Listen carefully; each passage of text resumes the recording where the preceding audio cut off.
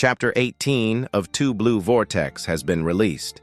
Matsuri is on this month's cover page. The chapter is titled, Only Babble in Your Sleep.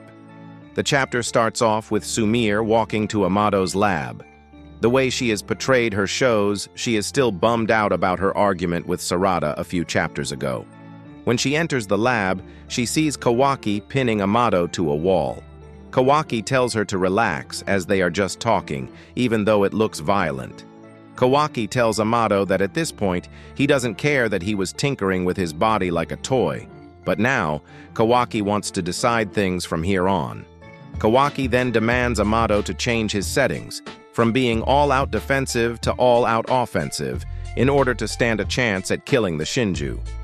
Kawaki then tells him to choose his answer carefully if he wants to live. Amado then says, "Only babble in your sleep, Kawaki," and Kawaki falls to the ground. It is revealed that Kawaki also has a shutdown code, just like Delta. Amado asks Sumire if she can help him move Kawaki to another room. In the same page, we return to Team 7 in the Land of Sand. With Ryu, they reunite the Yodo and Araya. In the next page, we see Konohamaru and Matsuri sitting down talking about something. Matsuri tells him that since they have talked, she started to feel calm and normal again.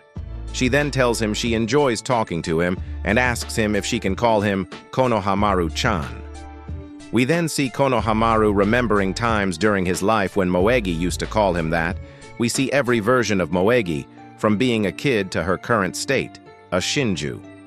We move back to Team 7, where Ryu asks them where the clue which leads to Boruto is. Ryu then uses his iron sand and scatters it across the area. The iron sand acts as a detection ability. If in case Boruto is anywhere nearby, he would be able to find him quickly. Ryu senses bloodlust from Yodo, but she then plays it off saying that there's nothing to worry about as all ninjas are like that. Mitsuki then asks Ryu why the Shinju are hunting him down. Ryu asks that he doesn't totally understand, but apparently Boruto knows too much about them, including the thorn bulbs, and that Jura decided it is best to kill him. Sarada asks Ryu if they can use a thorn soul as bait to lure Boruto out. We go back to Kawaki. Amado tells Kawaki not to flip out.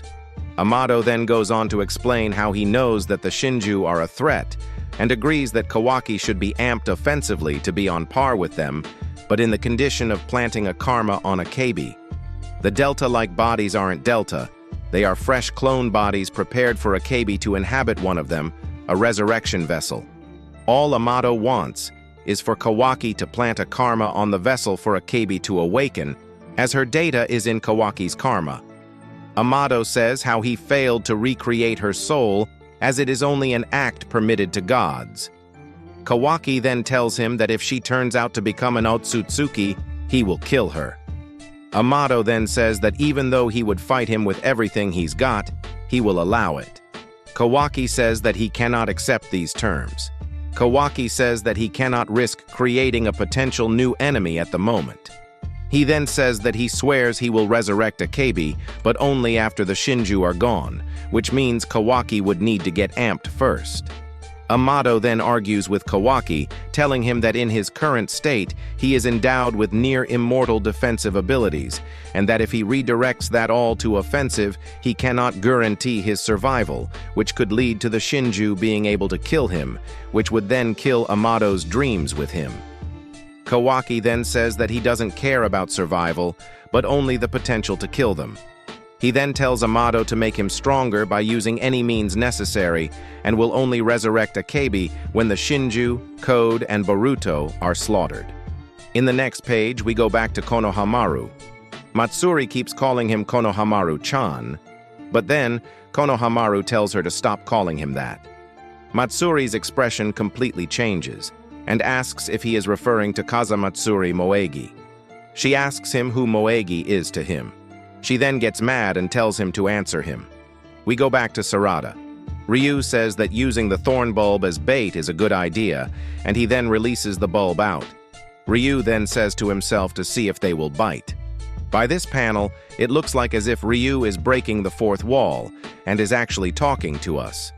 Araya senses Yodo going for the thorn bulb. As soon as she was close to grabbing it, she stops moving, as well as the others. Ryu says how it was low of them for the betrayal, then starts controlling Sarada like a puppet.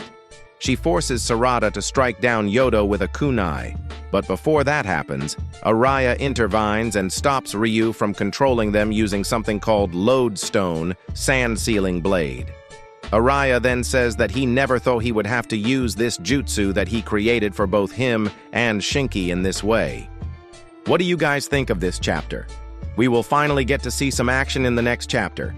We got to see Akebi's mention again. If you haven't already, make sure to like and subscribe with post notifications on so you wouldn't miss out on future videos. Leave a comment down below to let me know your thoughts. Anyways, that's it from me. See you guys next time.